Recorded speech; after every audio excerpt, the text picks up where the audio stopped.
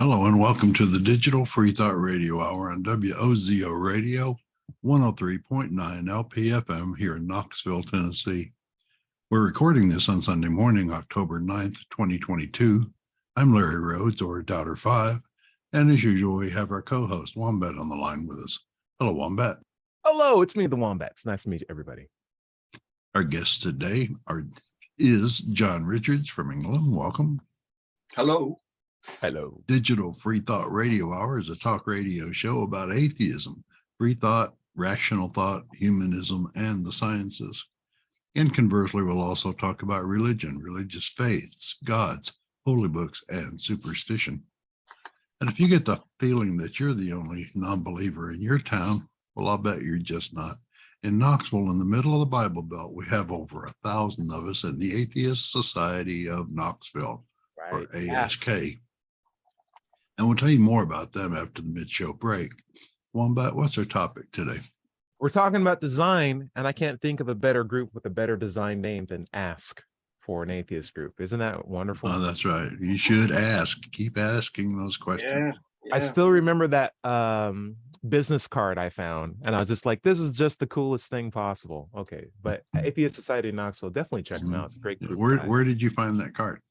So you had given me that card the first day we had met when I went to the meetup group.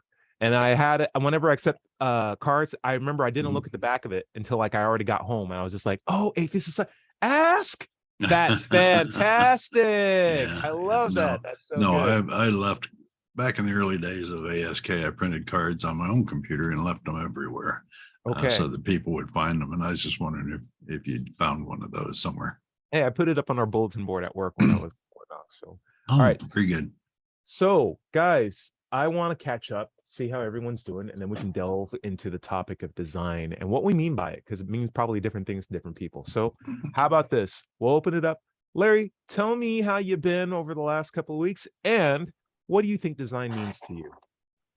Well, last week I wasn't available for the show because I was on vacation.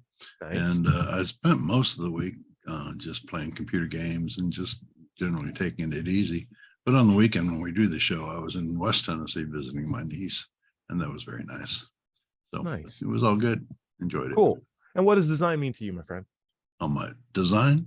Yeah. Well, when someone, an entity, a person generally, lays out a plan to build something, and then they follow that plan to create the thing that they're going to build. It's pretty straightforward. Pretty straightforward, you would think, right? Mm-hmm. We'll see. John Richards, you're all around the globe and anticipating even more spots to globetrot. But how you been?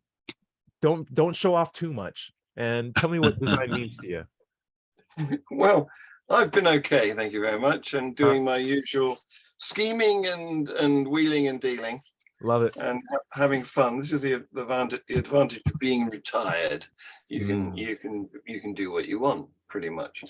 So what does design mean to me? Well, it's the first part of making something. You can't make something without having an idea, a concept of what it's going to be. And that coming up with that concept and creating the detail of it, that's designing. Yeah, it's sort of like setting out the outline or a goal for something, right? Yeah. Making intent, the foundation intent. Yeah.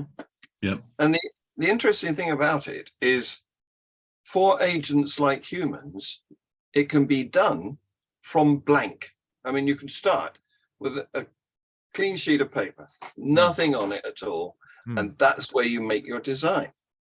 Which is very different from evolution, of course, because evolution doesn't start from a blank. It's the opposite. It starts with something that exists and then tries to modify it. It's a bit like... Now, every Christian will tell you, every scientist says that evolution says the world came from nothing, but that doesn't make any sense. But what are you saying? Well, evolution, of course, doesn't deal with how the world began. It just deals with how the diversity occurred. We've got a good explanation for diversity, but we don't yet have a good explanation. We've got some hypotheses, but we don't have an agreed theory for how it all began yet. Right. But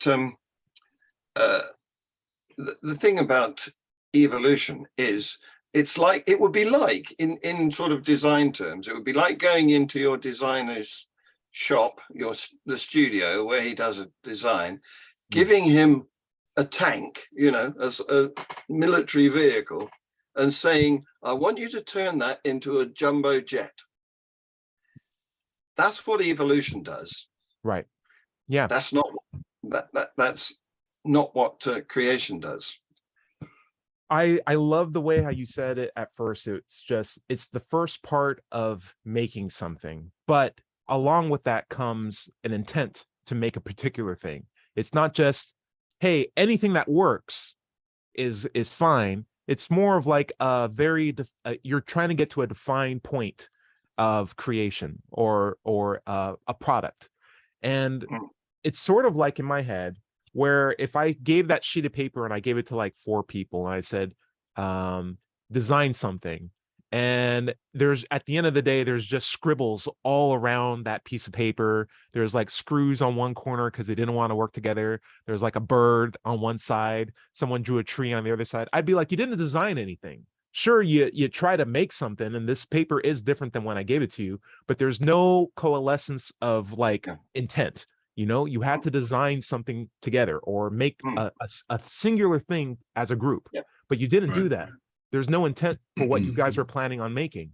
And I find like, what are those 4 kids called? That's evolution in a sense, because evolution is very much I'm throwing everything I possibly can on the wall. I'm going to see, I don't even care if it works or if it doesn't work. But if it does work, fantastic. That's great. Now we have some biodiversity. Now the next, environmental change, maybe it kills some things, maybe it doesn't kill some things. I don't know what I'm doing. I'm just trying to be different at every opportunity. And the mutations that come about through evolution are not designed or planned out ahead of time. They are literally random changes in DNA that cause slight mutations in offspring and some diversity. Larry, what do you think? Well, absolutely. It implies intent, but also don't forget, I'm sure you don't, that there are rules involved. There are chemical rules and physical rules, physics involved. All of the design, all of the evolutionary changes have to follow those particular rules, even from the very start, or we couldn't get where we are. Nothing would work if it didn't follow those rules. And they're enforced by the laws of nature and the laws of physics. The way I think about it is, instead of saying as rules, because it implies there's a rule maker, there's simply limitations. There's physical limitations. There's chemical limitations. Like that. Yeah. And it's not like I can put marshmallows into DNA. Like, that's not going to work. But like, I can work with certain base groups. And the sad thing, and this is an actual thing, is while there are chemical limitations, there can be cases where the chemical limits are pushed too far, and the thing that is produced through evolution is not capable of sustaining itself through life. Not viable. Not viable. And life is filled with a plethora of these non-viable forms that either suffer or are stillborn or never make it to a point where they have a fair chance of survival in a cutthroat universe. And so it's really unfortunate, because we do have this appreciation for, the world as if it was created by a grand designer. But unfortunately, I would say, like, a lot of this doesn't seem like it was intentionally made. It seems like we have a scenario where we're just operating through trial and error, physically and chemically wise. John Richards, what do you think? Well, I want to say a bit about constraints and the laws of nature, because the laws of nature, they're not laws in the sense of this is what you can do and this is what you can't do. They are what we have observed nature doing. Right. And they don't actually restrict nature in any way. There's no sort of barriers to the ends of them. In fact, they're just models that we have noticed happen. And in fact, we've changed them periodically for better models when we discovered that they don't really fit. Right. Yes. For sure. And I like to think of it as well as it's not a law, it's more of a prescription. The laws of the universe are more prescribed by just observers of the universe at best. And we come up but not proscribed. Right.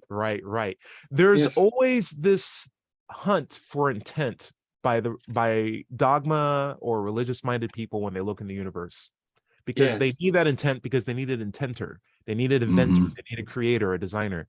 Larry, Yep. I think you just posted something. You want to talk about that real quick? Yeah, many times I'll be talking to theists and they'll say, oh, when I'm talking about evolution, they say, yeah, but that's designed by accident. That's what so all of this stuff came by accident. No, accident implies thwarted intent. You're trying to throw like a creator in your very definition of what you think evolution would be. Yeah. No, it's designed, like I say, by the laws of physics and the laws of chemistry working together. If you didn't have the laws of physics the way they were, there wouldn't be a world to have life on. Right. If you didn't have the chemistry the way it is, you wouldn't have beings on that world. But language is a very persnickety thing, particularly English language. No offense, John, but like the English language, man, it's so rough. It's so rough. If only we could have something more, less baggage with every word. Because when we say the laws of physics, right? Yeah. A theist can hear that and be like, well, then who made the laws? Right. Yes. Well, we did. We're the ones who described the laws and created the laws. And sometimes the laws need some tweaking. We don't always get them correct. Yeah. But if with the worldview of there is a creator, there is an intenter, there is someone who designed all this, a law is a very appealing term to describe limitations that we found in the physical world and prescribe to certain rule sets, right? By saying a law, you think to yourself, well, I know how laws are made. They're made by a person who has authority that pans them down to other people, and that could be my God. And what better analogy is there for a creator of the universe is humans decide how humans live, but a God decides how reality works. And those are both laws. That makes sense to me. I'm ready to go out of here. I passed physics, right? You're right. The English language, any language really, it's not just English, has ambiguity. And what I say goes into your head and has a different connotation. Very true. Unfortunately, the word law is one of those very ambiguous words, because in the legal sense, if I was speaking to a lawyer, he would know what he means by the word law. It would be an edict that has been decided by authorities, and that there are sanctions for disobeying. But that's not what we mean by laws in science. We just observe something so frequently, we think it's likely to be true. That is such a salient point, because it's just a question of what your background is, what your education is. And I can tell you this, as an engineer, as a scientist and an engineer, right? I wear both hats. We design a lot of things in our labs. But design, the word, has become a very controversial term, I've noted, because when I try to talk to people about the work that we do, and then we maybe transition into more of a religious philosophical conversation, I find myself using the same word, design, in both cases, where it's like, well, the world's designed like blah, blah, blah. Oh, you just said design, therefore there must be a designer. It's like, well, I don't know a better word that I can say succinctly. Oh, I'm totally open to it. Cool, go. Why don't you give it to me? Give it to me. Well, the whole point of the show is to figure this out. Okay. Well, for a long time, I assiduously avoided using the word design in connection with life and any living thing, because I knew that it would go into the ears of creationists, and they would assume that it was their designer what done it. And I even had an argument, a disagreement with one of our national icons, national treasures, and a broadcaster and scientist called Dr. Alice Roberts, who up until recently was the honorary president of Humanism UK. And I met her some time ago, and I said, I watched your television shows, and every time you said this has been designed to do that in relation to some fossil or something, I threw my slipper at the screen. So she's like, at least only 2 times. Why are you getting so upset? I've only had to. But I said, no, she's had a whole series. She's a number of series. She's a very great. How many slippers do you have, John Richards? How many slippers do you have? Or do you just sit with a pile of slippers next to you in the telly? It's like, there it goes again. There it goes again. All right. Yeah, Or it's on a TV. string. It's on a string. I can reel it in again. That's design. That's so great. The thing is, I said to her that, you know, you annoyed me by saying that word. Why didn't you say adapted? That's a perfectly good word. They adapted. And she said, listen to this. She said, we've got to reclaim language back from the creationists. I like that idea too, honestly. I do kind of Yeah. like that as well. Yeah. Larry. Well, one point I always like to make when I hear these, I'm on Facebook a lot. I do a lot of arguing about theism and atheism. And whenever I see someone post a design argument, I always post a meme because I don't want to type in all this stuff every time. That points out that design doesn't get us any closer to a God than deism. It doesn't point to any particular God that we've ever worshipped in the history of mankind, or some God that we don't know anything about, even if all of the design claims were true. If we gave up and said, yes, okay, it was a God, doesn't mean it was your God, doesn't even mean it was a God. It could have been a simulation designer. We could be living in a simulation. It doesn't get you to your God. My favorite God is Unkalunkalu. I thought it was the sewer god. Okay, go on ahead. You want to? No, that's what you've mentioned there is my favorite goddess. Oh, my bad. They don't qualify? Okay, never mind. It's not Jeju at the bottom of the sea, I would think, since you guys. I like the idea of using adapted. I want to throw out a story of what prompted this show in the first place too. When I was Friday, I was doing a seminar on how we design things in our laboratory.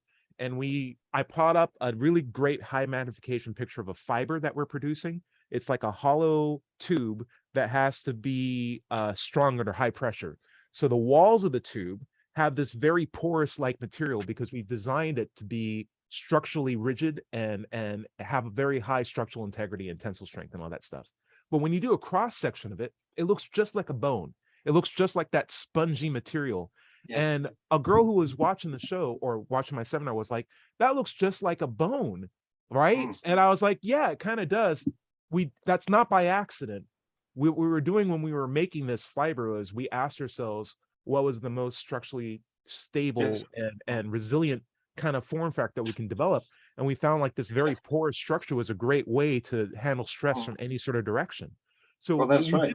We didn't stumble in it through a bunch of trial and error steps. We looked into nature, and this is where I made the mistake. I said, we looked into nature to find what had the best design.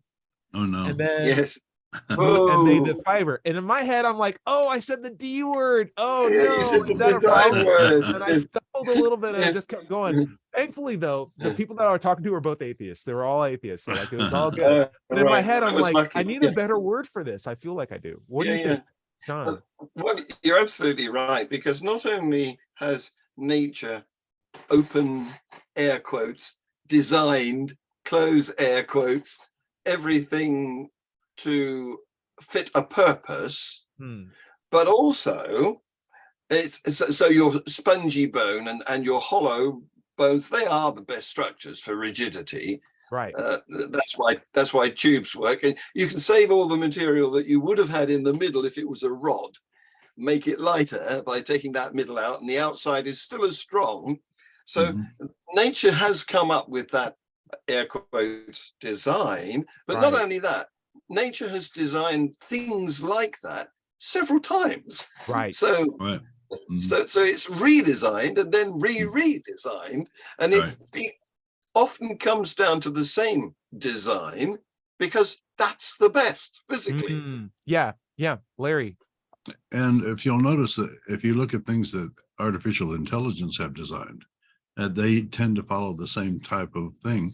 It's open in that it has a lot of air pockets in it, but it has a lot of structural connections in there that they seem willy-nilly. They go in every different direction. But when you look at the overall thing, it has the outside purpose design is correct for the function, but the Right. inside is just mostly air, but with crisscrossing supporting structures. So you guys both brought up really great points. John, as a amendment to we're saying design, maybe I could have said, if you look at the nature for what's best adapted for structural Yeah. stress, Mhm. then you Yep. would see like we just basically pinpointed our design towards that. And when we could have used, for example, artificial intelligence, because we do have something called generational development, which is sort of like a program that designs things through iterative process on a Mhm. computer, and it will typically design things based on trial and error and stimuli that we program into a model, and it'll build the most structurally resilient model. It'll probably look exactly like the tube that we already have. But the problem is that it's a program that was designed by people, but the method that it uses is almost identical to evolution, where there's millions of drafts that just don't make it, and only one iterative process that keeps getting improved on. Whereas the tube that we designed, we were just like, what's a good fit here? Let me look at, oh, bones are really strong. Yeah, we're going to design it kind of like bones. In like 3 steps, we were there and we made it in like about a month or so. So I find like what design does is we had the plan, we had the intent to make a very particular thing. We designed that specific thing. We made the process to build that thing, and then we made that thing, and that's fantastic. But there was very little scrap behind, very little money and time wasted. And that, in my opinion, is the value of design when it's actually in operation, because there's just so little waste as a result. It's a very lean process when you use it properly.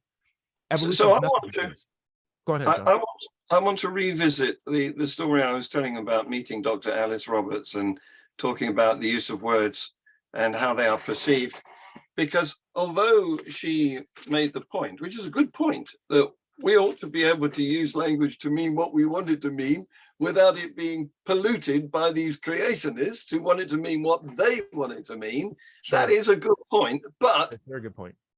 We're never going to do it. I'm going to stick. It's too big a job. Hold on. Isn't like 50% growing 51% of non-believers now? Like, this is the time to strike. Why give up now, Don Richards? Well, that's true, but nevertheless, it's still too big a job. Changing the meanings of words is a mountain of a job. So I'm going to stick to using adapted. And I want to give you an example of how difficult a job it is to change. I'm just going to throw out one thing. As a straight white man, you could say that, but listen, outside, that's happening all the time. Like, words are changing like every single day. Oh, and yeah. The ire of like every established group is like, why are words changing? Changing. Follow the black meeting. We make up new words every 4 hours. Again, you're absolutely right. And you brought out straight white man because of the word gay, which of course has changed its meaning over the centuries. Sure has. Yeah. But the point is that we didn't have control of that. It was the population, the culture that made that happen. And me going out there and saying, when I say design, I mean adapted, is not going to cut much mustard, is it? And to give you an example of that, we had a prime minister called Margaret Thatcher a few years ago, who she introduced a tax that she called the community charge. The idea was, instead of charging buildings, you charge everybody. And the opposition referred to this as the poll tax because it charged everybody who was on the list of poll people, the people who had a vote. Okay. And she kept saying community charge, they kept saying poll tax. And eventually the country adopted poll tax as the name through the newspapers and so on.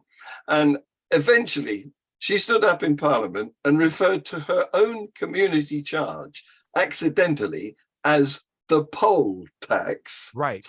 And you should have seen, I'm sure it's still a clip that you can find, you should have seen the hilarious reaction in Parliament when she said poll tax. So the American version of that would be Obamacare. Because when Obama came up with, hey, we don't have healthcare as a nation, this kind of sucks. And everyone was like, we're just going to disagree with whatever you say because that's our job, is to be the loyal opposition.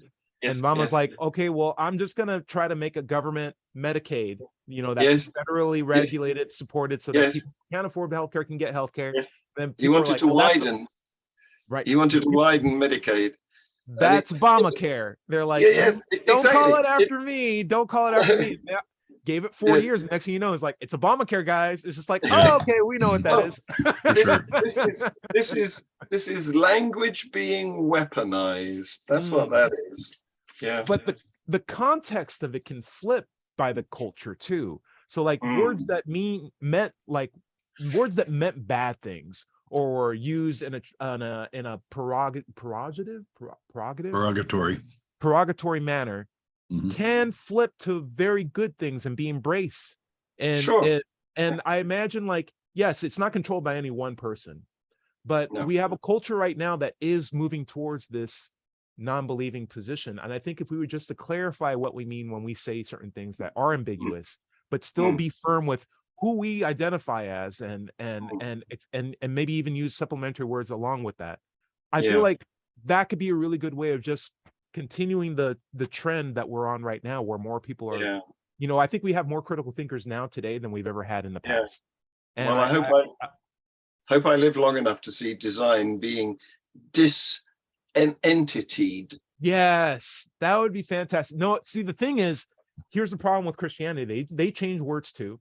And I know we're getting closer to the half, but it's not only that they change words, but they adopt the new words faster than the non-believers can go through changing it. So like when design came up, there was no Christianity concept of it.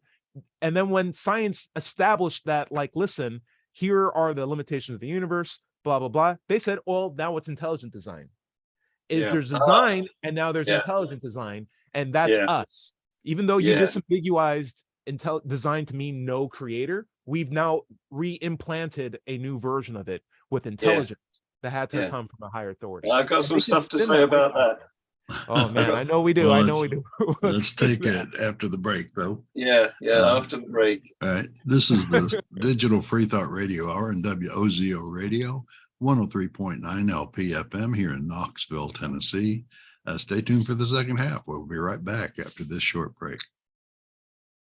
Welcome back to the second half of the Digital Freethought Radio Hour. I'm Doubter 5, and we're on WOZO Radio 103.9 LPFM here in Knoxville, Tennessee. Let's talk about the Atheist Society of Knoxville for just a moment. ASK was founded in 2002. We're in our 20th year and have over 1,000 members. Wow. We have weekly in-person meetings every Tuesday evening at Knoxville Old City at Barley's Taproom and Pizzeria. Look for us inside at the high top tables, or if it's pretty weather, outside on the deck. We also have weekly Tuesday night Zoom meetings. If you'd like to join us on Zoom, email us at askanatheist@knoxvilleatheist.org or let'schatsE@gmail.com. You can find ASK on Facebook, meetup.com, or go to their website at knoxvilleatheist.org, or you can just Google Knoxville Atheist. It'll take you to us. By the way, if you don't live in Knoxville, you should still go to Meetup and do a search for an atheist group in your town. Don't find one, start one. Start one. That's right. Wombat, where do you want to pick up? Guys, we're going to be talking about listener comments, and I'm sure we're going to delve into intelligent design. How about we meld the two together, and we'll start with one of the comments from First Aid Man 87. Thank you so much for posting to our thread with a very thoughtful comment. His comment's on intelligent design, and his comment is, intelligent design is just selected bias. If our planet was made of lava and humans drank that for whatever reason, religious folk would say that that somehow was designed for us because it was so unlikely. It seems to me that whatever unlikely thing results would be called design, when really any result is probabilistically really unlikely to happen. Just because we are one of them doesn't mean that one of them was predestined. This seems like an adequate response to any intelligent design argument. Thoughts? Yeah, it makes sense to me. What gets me is that they use the watchmaker argument. Like you're walking along the beach or in a forest, and you see a watch, you know that's designed. And they say, but by the same thing, everything else in the world is designed, and the cosmos designed. Well, then why would you notice that a watch is different? I mean, if everything in the world designed by man or by God Right. was all designed, they would all look the same, wouldn't they? Yeah. So what really sucks is there's so much circular thinking here, because like you need a frame of reference to make something a claim like that. And if Right. everything's designed, then you don't have a frame of reference of what's not designed, so No, you can't right. come up with true. But if you talk to Christians, sometimes they'll be like, well, God's not designed. Well, it's like, you haven't seen God. Nope. He never shows show me up. what God looks like? And you're like, well, Yeah. he's invisible, and you have a relationship Yeah. with him. Like, well, you're literally just, at this point, you could have just said pixie magic, right? Like, there's no true distinction. If you don't And have every a frame of time they reference- use, and every time they use the G word, they're talking about their particular God. Yes. When every other religion in the world would say, no, it's our God. right, But Poor they just, old- yeah, and that's how In God We Trust made it on the money. right. Yeah. And the every truth- religion can point to it and say, our God. And the truth from the real frustrating thing is, it's not so much that I'm saying that, well, your God's not the product of design. I'm just saying, if you don't have way to test that claim, you still don't have a frame of reference with literally everything else other than God is a product of design. You still don't know what something that's not a design looks like. So you can't come out with complete justification with a claim when you don't have any frame of reference to even make it. That should No. be one of the red alarms in your head, being like, whoa, I have a problem here. Unless if you want the conclusion to be true. And if that's the Yeah. case, then yes, you do have a selective bias. So first, What you're saying, yeah, what you're saying is, what characteristics do they look for in order to establish that something has been designed by their God? ooh, very nice. Yeah, that's a good one too. I like that. All right, another one, because this feeds off of Larry. Big Brown House commented, intelligent design is an old argument. Christians say that the universe looks like it was designed, which implies that there's a designer. The starting point of the argument is to establish some means of distinguishing design from chaos. They'll talk about how we can investigate whether certain archaeological funds are natural formations versus ruins of a civilization or something like that. But then the argument concludes by saying that everything in the entire universe is design. So the original premise of their own argument is refuted by the conclusion. Now, when we look around, we have no way of distinguishing design from chaos, Exactly. because they just concluded that there is no chaos at all, anywhere.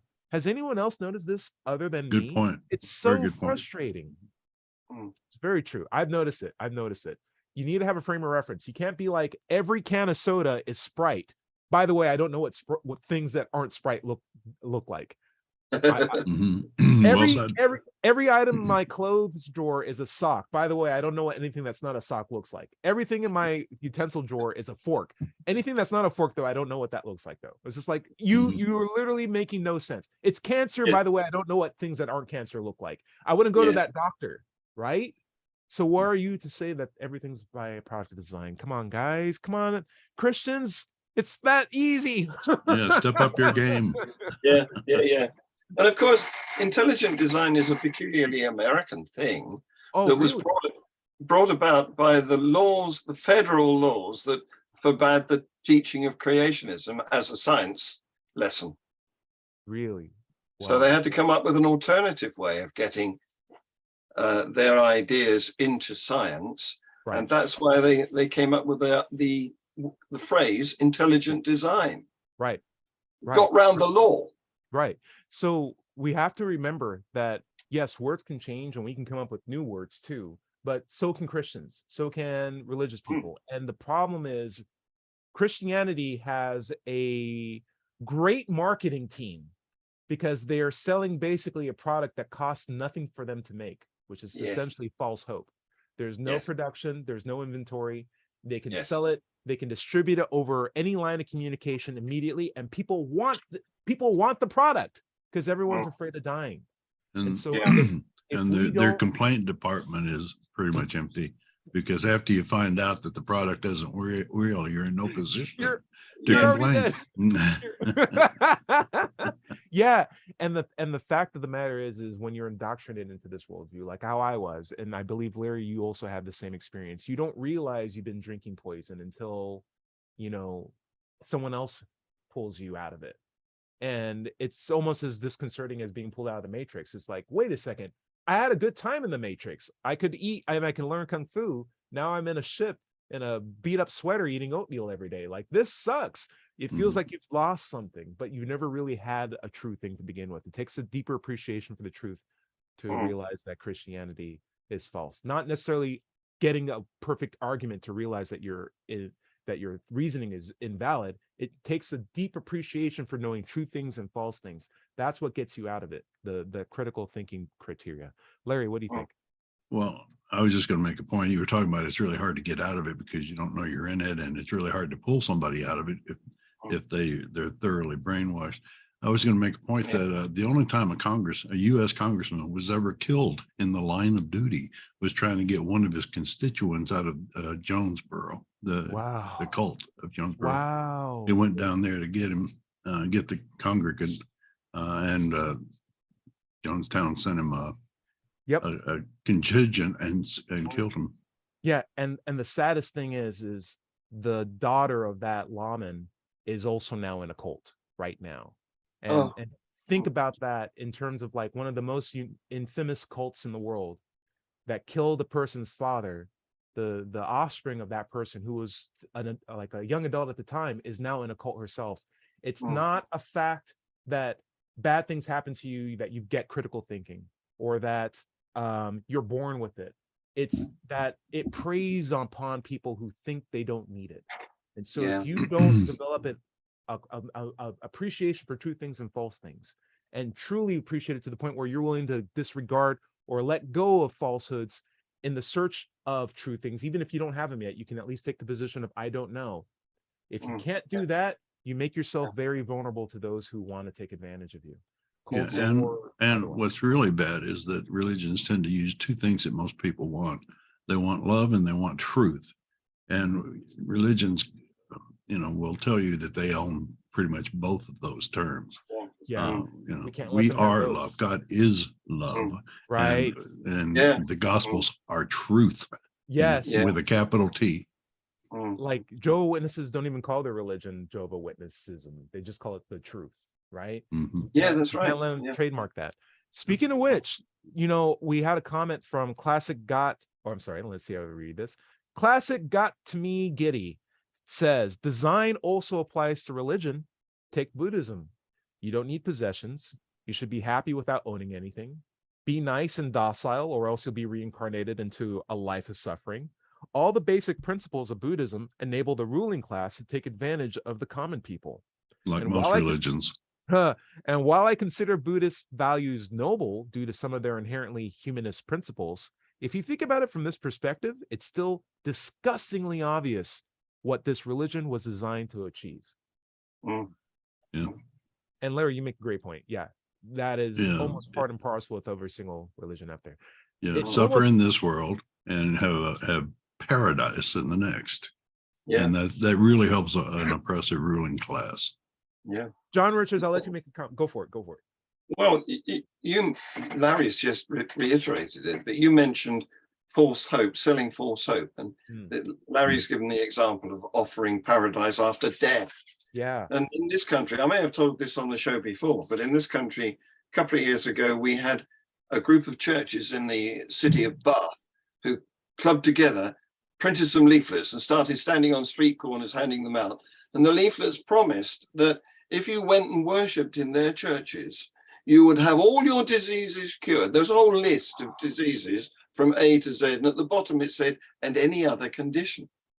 But in this country, we have something called the Advertising Standards Authority. Good for you. And they were reported by a couple of skeptics to the Advertising Standards Authority, who instructed them to stop giving out these leaflets because they offered false hope.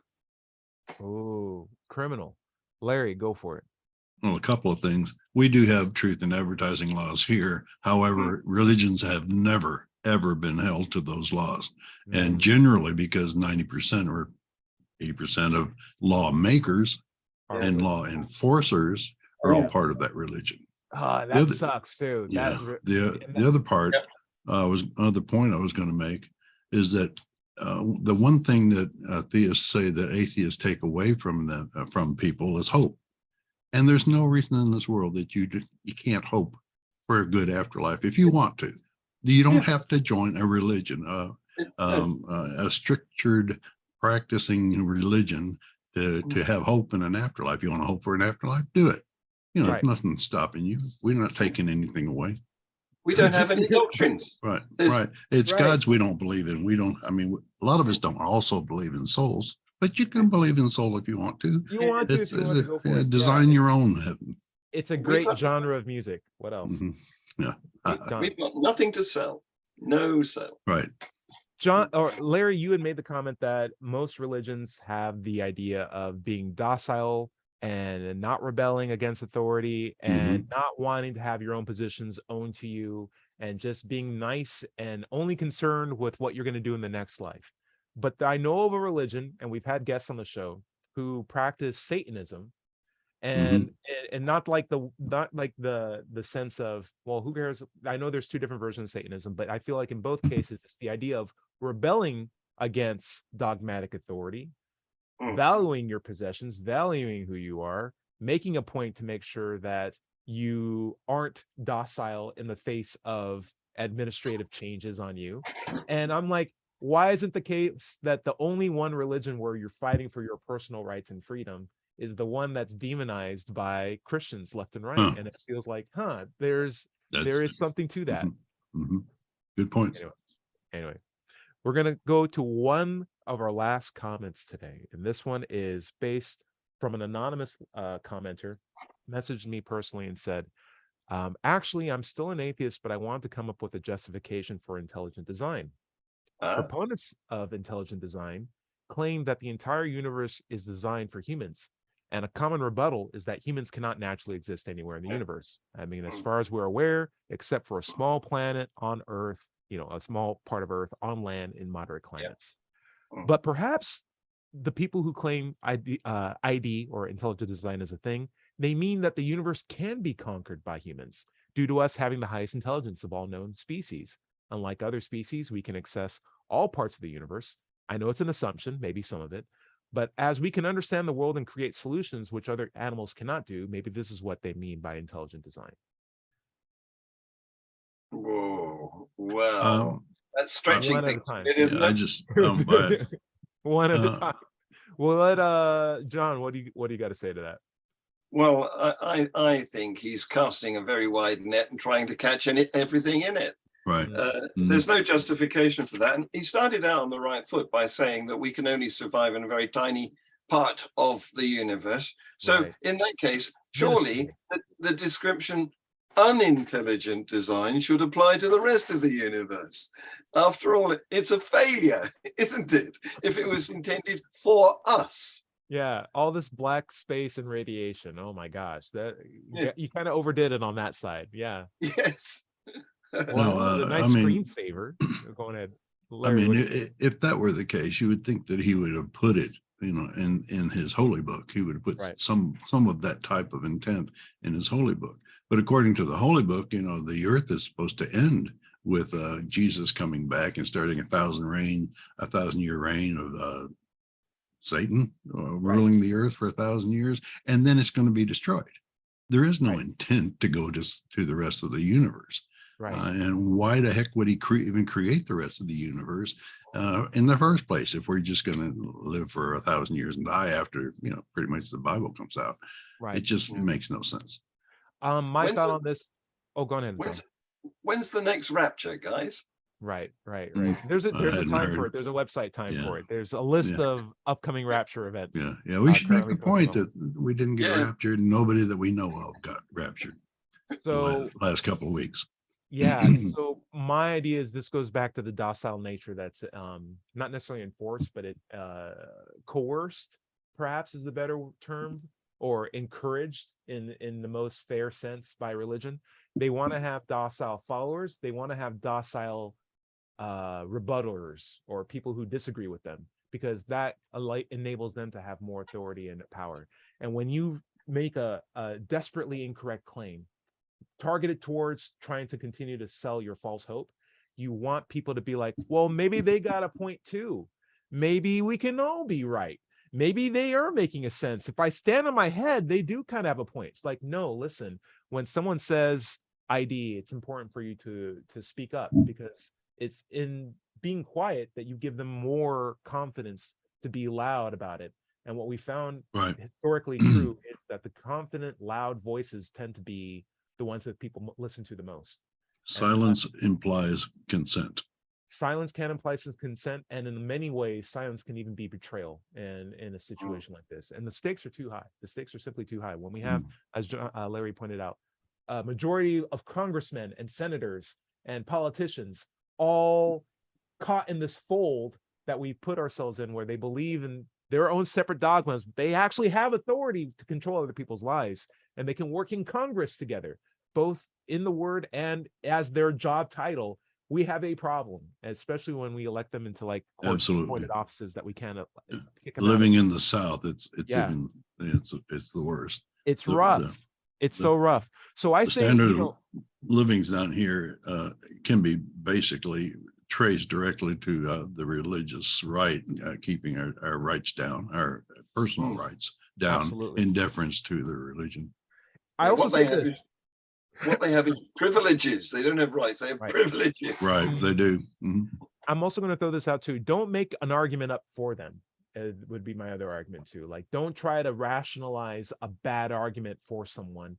Leave that to them. It's their job to do that for them. If they're saying something that makes no sense, don't be like, well, this is a way how it can make sense. Like, no, you still don't make sense until you make sense. I'm not going to do it for you. So it's up to the intelligent design people to continue to spout nonsense until they make their nonsense not nonsense anymore. It's not up for me to post ad hoc rationalized nonsense as is given to me. I have too many other things to think about during my day. And I'm not saying that's a me turning my brain off. That's just me recognizing that they have accountability for the things that they claim to be true. Let them come up with the method to determine if that's true or not. And in the meanwhile, they are in the I'm not considering them as a viable option until they come up with some sort of reasonable credit to put me on the list of things that I should be considering. That's right. They have the burden of proof. There's no need for us to act as advocates for them. Right. And we should be willing to speak out when atheists have a bad reputation for being adversarially argumentative. But truly, if someone is making a case that is not true, it is worthwhile to speak up, or at least let them know, hey, until you have a better criteria to know if that's true or not, I'm not going to believe that. Or I disagree with that based on the fact that you haven't met your standard of evidence for it. And anyone else who thinks the same, feel free to have the position of, I don't know if that guy's telling the truth or not. I'm not saying that you're wrong. I'm just saying you haven't made a point yet. So please establish that with some evidence, and I'll be happy to describe it. It seems if you're saying an intelligent designer made it, you still have this big gap of proving that an intelligent thing exists. And where's your criteria for that? You can't look at trees and be like, well, that's proof of it, because that's just proof that a tree exists. You can't look at a rock or a sponge or a bone and say, that's proof of my God, therefore my intelligent God exists. It's like, no, that's just a bone. That's just proof that a bone exists. And I can tell you how that bone came about with better methodologies through tested practices designed that was actually, or adaptations through life that we can track through a record, that's fairly accurate. More than what they're doing, what they're often doing here is saying, I can't understand how that could have come about, that tree, without there being a God. Well, that's commonly known as the fallacy of personal incredulity. Right. Yeah. Argument from incredulity. Yep. Larry. We can't be talking about intelligent design without talking, at least mentioning the Dover trial. You may be familiar with the monkey trial. What was it? What was the name of it? Scopes trial. Thank you. That took place a little bit south of where I live, down in what was it? I can't remember the name of the town. Anyway, it's about 50 miles south of Knoxville. In 1925. However, in 2005, there was another evolution trial in America called the Dover trial in Dover, Pennsylvania. It was a movie made on it by, Nova, called Intelligent Design on Trial. I encourage everybody to go out and if they're interested in the subject, go find that and find out how ID did not win that case. Intelligent design failed, and mostly because they lied under oath to try to protect the fact that they claim the capital T truth. Because they put their faith above law, because they think they have the Right. true ultimate authority, which is why it's so dangerous. Absolutely. Now, here's a weird thing. If they just called it stupid design, I'm going to flip this under my head. If they just called it idiotic design, if ID stood for idiotic design, I don't know if I would have a problem with it anymore, because that would be a terrible way of designing things. And now I'm like, maybe there's just an idiot designer in the universe, a great big idiot that's constantly making birds with 3 wings, or kids with only half their hearts, or like tails. Or tails, and just like, I think I'm going somewhere with this. Oh, by the way, I got some other things to do, and he's just constantly distracted. I'm like, you might have a better argument down that road than what we appreciate in design. Well, I'm offended. Go on ahead, John. I'm offended now because you've just blasphemed against Uncle Unkaloo. Oh no, my bad. I do have one last thing I'd like to say. I'd be remiss if I didn't say it, but this is an example I bring out all the time. But a lot of people imply that the complexity of the universe is proof, part and parcel of intelligent design. But I think we know for a fact that if I had 2 flash bulbs, or I have had 2 light bulbs, and one took 1 step to screw into a hole, and one took 1,000 steps to screw into a hole, but made the same light, I think we can argue that the one that's simpler in design is the better design. And that's not just for light bulbs. It's true for bicycles. It's true for car engines. It's true for anything. That simplicity is the hallmark of design. And I'm looking at a room full of guys, and there's 6 nipples across those. We don't need any of them, yet we have them. There's so many extra body parts that we got that we don't need. There's so many extra parts to the universe that exist that are far more complex than they need to be. And as John Richards says, small, tiny, minuscule part of the universe that we're in, surrounded by all this other stuff, it seems like, you could have simplified this so much more than it was now to get to more or less the same test or trial that we're under. The complexity that's been added to the universe is not an indication of an intelligent design. If anything, it's just more proof that we are on our own capable of coming up with what we have now through our own understanding, through our own trials and adaptations. And because of that, we don't need to give credit to a God. We can say, hey, we're here, we're in control. Let's make this better. Let's use real design to make this society and tools that we have available better. And stop wasting time on all these old books and dogmas. Think of what we could do if we all, billions and billions of minds, put our minds to improving the lives that we have here on this planet, this life. We make this life better. We can do that right now. And concentrate on how much more so we're alike than we are different. Right. We keep concentrating on the differences. No, we need to make a better world just for us as a human species. You think about it, atheists just believe in one less God. That's it, for the most part. Going back to our earlier conversation about the ambiguity of words, you used the word own a lot in your little speech just now. Own. Because you wanted us to form our own opinions, having critically examined the evidence, rather than just take somebody else's downloaded view. Yes. The trouble with that is, own has another meaning because it means that something belongs to you as well.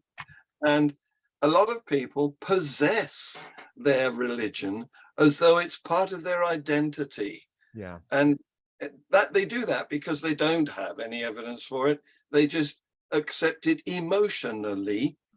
And that's why I gave my example just now of saying I'm offended because you've dissed Uncle Unkaloo because that's their mindset. My boss used to say, I was a programmer, and I used to get upset if he dissed my program, if he disrespected it, if he said something bad about it. He says, "Oh, I understand. Your program is your baby." Right. Their religion is their baby. You identify with it, that type of thing. Yes. You have to get to the mindset where it's like the personal ownership is different from the accountability, or you want your identity to be separate from the things that you might be nearby or in possession of. Right? And that's a hard thing to do. It really is. Yeah. I've got a 4-word expression for that. Got it. Ideas can't be your baby. Oh, it's 5 words. All right. Well, it that's the can end of the be. show. Yeah. I love it. I love it. Yeah. We'll make that the title of Yeah. today's show. How about that? Yeah. Larry, why you mind taking us out? I think we're near the end. Yeah, but John Richards, where can we find your stuff at? right. Freethought channel. That's where it's at. And I'm Nice. focusing on taking down Islam more from now on, because a lot of people have complained. Are you only targeting Christianity? Oh no, I'm not. No. Plus, wanna take Islam down seems to be Buddhism. more of a problem for you right now than Yes, Christianity does. Yeah, It I want is, to take out yeah. Buddhism because a lot of when I was in California, a lot of people who were Christians is Christians too cool for me or too bad. I'm now a Buddhist. It's like now you're just getting Buddhist ammunitions. They have the exact Right. same problem. My cat's shaking, scratching himself. That's why I'm shaking because he's shaking the table. Oh no, Yeah. it's an earthquake. Larry, why don't you get me out of here? Okay. My content can be found at digitalfreethought.com. Be sure to click on the blog button when you go there, though, where we have our radio show archives, atheist songs, and many articles on the subject of atheism. You can also find my book, Atheism, What's It All About, on Amazon. By the way, remember, everybody is going to somebody else's hell. The time to worry about it is when we prove that heavens and hells and souls are real, and we haven't. Until then, don't sweat it. Enjoy your life, and we'll see you next Tuesday. Take care, everybody. Say bye. Bye, Bye-bye. everybody. Bye-bye. Really Okay. good show. I think so.